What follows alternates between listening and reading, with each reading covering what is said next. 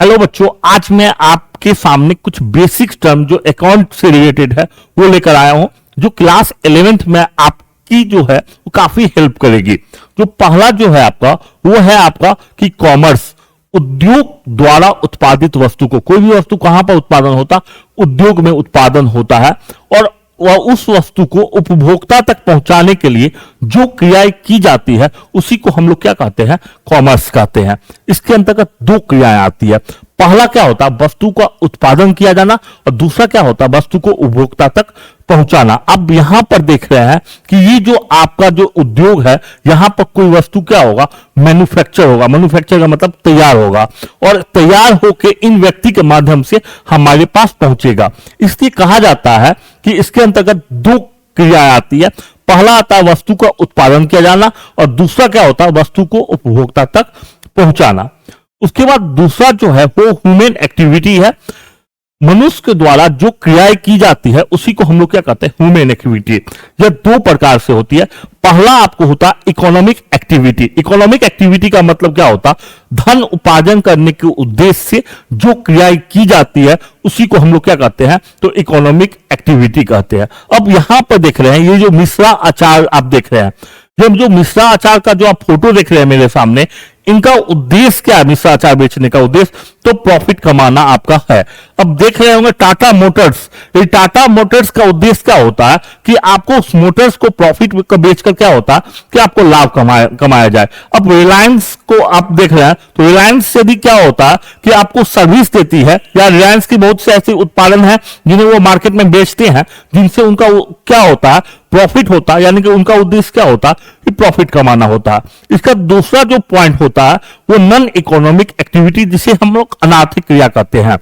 ऐसी क्रिया जिसका उद्देश्य आपका प्रॉफिट कमाना नहीं होता, तो सेवा करना होता है, ऐसी एक्टिविटी को हम लोग क्या कहते हैं, नॉन इकोनॉमिक एक्टिविटी। हम लोग यदि मंदिर में पूजा करने के लिए जाते हैं, यहां पर फोटो में देखिएगा, अब ये जो मंदिर दिया गया है, यहां पे हम लोग यदि पूजा करने के लिए जाते हैं, क्या हमारा उद्देश्य प्रॉफिट कमाना होता है? हमारा उद्देश्य कभी भी प्रॉफिट कमाना नहीं होता। हम मंदिर में आपको सेवा के भाव से जाते हैं। अब मुसलमान भाई लोग कहां पे जाते हैं, मस्जिद में जाते हैं। क्या उनका उद्देश्य मस्जिद में जाना प्रॉफिट कमाना होता है? उनका उद्देश्य कभी भी प्रॉफिट नहीं कमाती। हमारी माँ जो है वो हमें रात में रोटी बनाकर खिलाती है, क्या हमारे माँ का उद्देश्य आपको प्रॉफिट कमाना होता है? नहीं, उनका उद्देश्य क्या होता है, प्रॉफिट कमाना आपका नहीं होता। यानी कि ऐसी क्रिया जिसका उद्देश्य लाभ कमाना नहीं होता, अपितु सेवा भाव के उद्देश्य से की जाती है, ऐसी क्रिया को हम लोग क्या कहते हैं, तो नॉन इकोनॉमिक एक्टिविटी हम लोग क्या कहते हैं। तीसरा पॉइंट जो है वो है बिजनेस ट्रांजैक्शन। व्यापार में दो व्यक्ति के मध्य जो नगद, संपत्ति, माल और सेवा का आर्थिक आदान प्रदान किया जाता है। यदि नगद का मतलब क्या होता है, कैश। संपत्ति का मतलब क्या होता है, संपत्ति का मतलब क्या होता है कि आपका एसेट्स होता है। माल का मतलब क्या होता है, गुड्स होता है। और सेवा का मतलब क्या होता है, सर्विस होता है। यदि इनका उद्देश्य आपका आर्थिक हो, आर्थिक का मतलब क्या होता है, लाभ कमाना हो, उसी को हम लोग बिजनेस ट्रांजैक्शन कहते हैं। अब आप देखते होंगे कि आपको कोई हाट बाजार को आप काफी देखते होंगे, जो आपके गांव में लगता है। दिल्ली में भी मैंने देखा कि हाट बाजार लगते हुए वो लोग क्या करते हैं, कहीं से गुड्स खरीद कर आते हैं और उन्हें क्या करते हैं, हाट और बाजार में आपको बेचते हैं। क्या उनका उद्देश्य क्या होता है, प्रॉफिट कमाना आपका होता है। अब किसी भी दुकान में जाइए, कोल्ड ड्रिंक्स खरीदने जाइए, क्या कोल्ड ड्रिंक्स वाले क्या होते हैं, कहीं से कोल्ड ड्रिंक्स खरीद कर लाते हैं और आपको बेचते हैं, तो उनका उद्देश्य क्या होता है, तो आपको लाभ कमाना होता है। यानी कि बिजनेस ट्रांजैक्शन क्या होता है कि जब दो व्यक्ति के बीच नगद, माल, संपत्ति और सेवा का आर्थिक आदान प्रदान किया जाता है, उसी को हम लोग क्या कहते हैं, तो बिजनेस ट्रांजैक्शन कहते हैं। अब हम लोग नेक्स्ट पॉइंट में आते हैं। नेक्स्ट पॉइंट क्या होता है, अभी मैं इसके बारे में आपको नहीं बताऊंगा, अभी इसके बारे में मैं आपको नहीं बताने जा रहा हूं। आपको एक निश्चित अवधि में किसी व्यक्ति, वस्तु और आय व्यय संबंधित लेन देन के सामूहिक लेख को हम लोग क्या कहते हैं, सामूहिक लेख को, लेन देन को आपको क्या कहते हैं, तो आपको अकाउंट्स कहते हैं। मैं आपको एक बात बताने जा रहा हूं, ये जो अकाउंट्स जो होता है वो अंग्रेजी वर्णमाला के टी के समान होता है। टी का मतलब क्या होता है, इसका एक साइड क्या होता है कि आपको डेबिट साइड होता है, दूसरा साइड क्या होता है आपका, तो क्रेडिट साइड होता है। तो डेबिट साइड मान लेते हैं कि डेबिट साइड में वर्ष के अंत में हम लोग क्या जानना चाहते हैं कि व्यापार में प्रॉफिट हुआ या व्यापार में लॉस हुआ। तो मान लेते हैं, ये बात नहीं समझ कि होगा ही, हम लोग मान लेते हैं क्या कि डेबिट साइड में जितने भी खर्चे होते हैं, जैसे सैलरी हो गया, उसके बाद क्या हो गया, रेंट हो गया, और उसके बाद क्या होगा, आपको फंड्री एक्सपेंसेस आपका हो गया, जो भी खर्चा होता वो उसको हम लोग कहां पर देते हैं, डेबिट साइड में देते हैं। और इनकम साइड में इनकम का जो मद होता है, जैसे रेंट रिसीव्ड हो गया, यानी कि और जो भी आपको इनकम का आपका जो मद होगा उसको हम लोग क्या करते हैं, क्रेडिट साइड में कर देते हैं।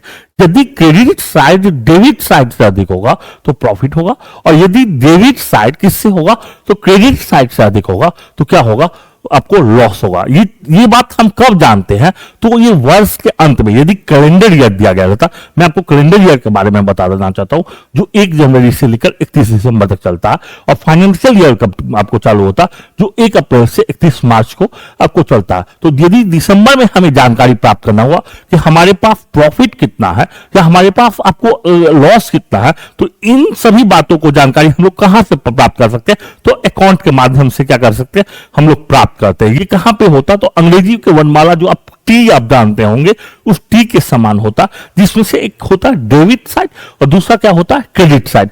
डेबिट साइड में हम लोग क्या करते हैं, जो भी खर्चे हैं वो आपको डेबिट साइड में लिख देते हैं, और क्रेडिट साइड में क्या होगा, जो भी इनकम होगा वहां पे उसको हम लोग कहां पे लिख देंगे, आपको क्रेडिट साइड में लिखेंगे। यदि क्रेडिट साइड डेबिट साइड से अधिक होगा तो प्रॉफिट होगा, और यदि डेबिट साइड क्रेडिट साइड से अधिक होगा तो क्या चीज होगा, आपका लॉस होगा। मैं नेक्स्ट पॉइंट वाला आता हूं, लायबिलिटी के बारे में, जिसको क्या बोला जाता, दायित्व आपको बोला जाता। जो राशि फर्म द्वारा अन्य पक्षों का मतलब क्या होता है, स्वामी को छोड़कर, यदि हम जब किसी दूसरे व्यक्ति को भुगतान करेंगे, वो हमारे लिए क्या होता है, एक प्रकार का लायबिलिटी होगा। आप यहां पर देखेंगे, ये पटना का डिजिटल विजन है, जहां से मैं आपका जो आप देख रहे हैं डिजिटल बोर्ड देख रहे हैं, जो कैमरा देख रहे हैं, जो मेरा माइक है, ये सब उन्हीं से लिया गया। मान लेते हैं हमने क्या किया, उनसे ये सभी सामान को परचेज किया, तो उनका जो प्राइस आया वो कितना आया, तो 5 लाख आपका उनका प्राइस जो आया वो 5 लाख रुपया उनका प्राइस आया। ठीक है, 5 लाख में मैंने उनको क्या किया, तो 3 लाख रुपया मैंने उनको क्या कर दिया, 3 लाख रुपया मैंने उनको दे दिया, यानी कि 3 लाख दे दिया आपको, तो बच कितना गया, 2 लाख रुपया उनका आपका बच गया। जो आपको पटना में डिजिटल विजन है उनका 2 लाख रुपया बच गया। अब बताइए आप मुझे, उन्हें 2 लाख रुपया मुझे देना पड़ेगा कि नहीं देना पड़ेगा, तो वो हमारे लिए क्या होता है, एक प्रकार का लायबिलिटी है। बगल में एक दुकान है, बम्बम जी का दुकान है, उस बम्बम जी का दुकान में मुझे कोल्ड ड्रिंक्स पीने का मन हुआ, मैंने अपने एक स्टूडेंट को बोला, जाओ बम्बम जी को बोल दो कि कोल्ड ड्रिंक्स लेते आएगा। बम्बम जी ने क्या किया, कोल्ड ड्रिंक्स लेकर बम्बम जी की दुकान से वो लेते आए। क्या अब बताइए आप मुझे, बम्बम जी को रुपया का भुगतान करना पड़ेगा कि नहीं भुगतान करना पड़ेगा, तो यदि मुझे बम्बम जी को भुगतान करना पड़ेगा, वो हमारे लिए क्या हो जाता है, तो एक प्रकार क्या हो जाता, तो लायबिलिटी आपका हो जाता है। नेक्स्ट पॉइंट में आते हैं, एसेट्स, संपत्ति के मूल एवं गुण से युक्त व्यवसाय की प्रतीक आपको वस्तु जिसपे स्वामी का स्वामित्व होता है, उसी को हम लोग क्या कहते हैं, तो एसेट्स कहते हैं।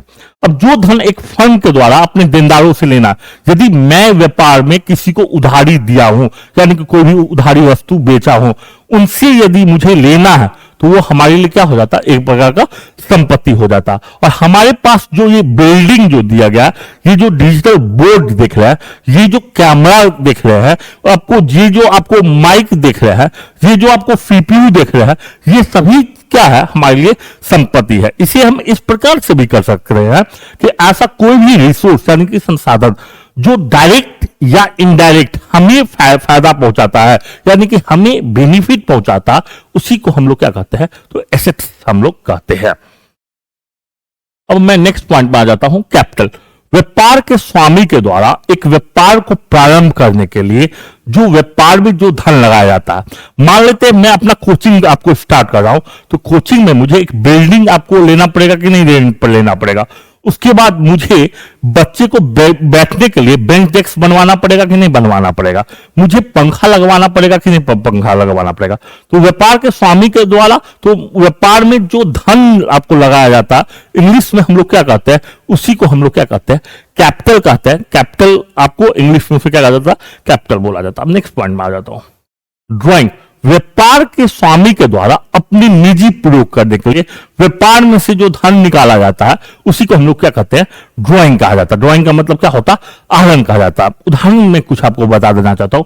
अब मान लेते हैं मेरी डॉटर का स्कूल का फीस देना है, तो मान लेते हैं मेरी डॉटर को जो स्कूल का फीस जो देना है वो मेरा निजी है या नहीं निजी है, तो वो मेरा क्या कहलाएगा, तो ड्राइंग कहलाएगा। मान लेते हैं आज मेरा बेटा का बर्थडे है, उस बर्थडे में मैं क्या करूंगा, उसके लिए कुछ गिफ्ट ले जाऊंगा, वो मेरा निजी है या नहीं निजी है, तो उसी को इंग्लिश में क्या बोला जाता, ड्राइंग बोला जाता, और हिंदी में क्या बोला जाता, तो आहरण आपका बोला जाएगा।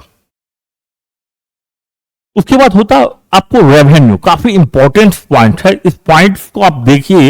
रेवेन्यू क्या होता, माल के विक्रय से प्राप्त कुल राशि को यदि वर्ष भर में, मैंने अभी आपसे बताया था कि कैलेंडर ईयर जो 1 जनवरी को स्टार्ट होता, समाप्त कब होता, तो 31 दिसंबर को समाप्त होता, और फाइनेंशियल ईयर कब स्टार्ट होता, तो 1 अप्रैल को स्टार्ट होगा, समाप्त कब होगा, तो 31 मार्च को समाप्त होगा।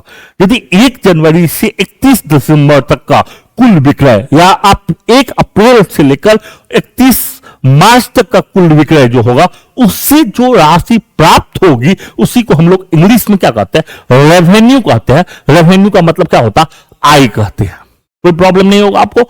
उसके बाद क्या होता कि एक्सपेंसेस, माल अथवा सेवा को उत्पन्न करने एवं विक्रय करने में जो लागत आती है, आपको जो माल को, आपको मान लेते हैं जो माल को खरीदने में, या कोई माल को क्या होता, मैन्युफैक्चर होता यानी कि तैयार होता, उसकी जो कुल लागत होगा उसी को हम लोग क्या कहेंगे, तो एक्सपेंसेस कहेंगे। भाई साहब, तब हम लोग इनकम किसे कहेंगे, काफी आसान बात है। आप देखिएगा मैं जो आपको बताने जा रहा हूं, इनकम बराबर क्या होता है, रेवेन्यू माइनस एक्सपेंसेस। जो आपने वर्ष में आपने कुल माल बेचा है, और वर्ष में आपको क्या होता, उस माल पर आपने टोटल जो खर्चा किया, माल को उत्पादन करने में या माल को खरीदते समय आपने जो खर्चा किया है, उसी को हम लोग क्या कहते हैं, एक्सपेंसेस कहते हैं। यानी कि इनकम बराबर क्या होगा, रेवेन्यू माइनस एक्सपेंसेस।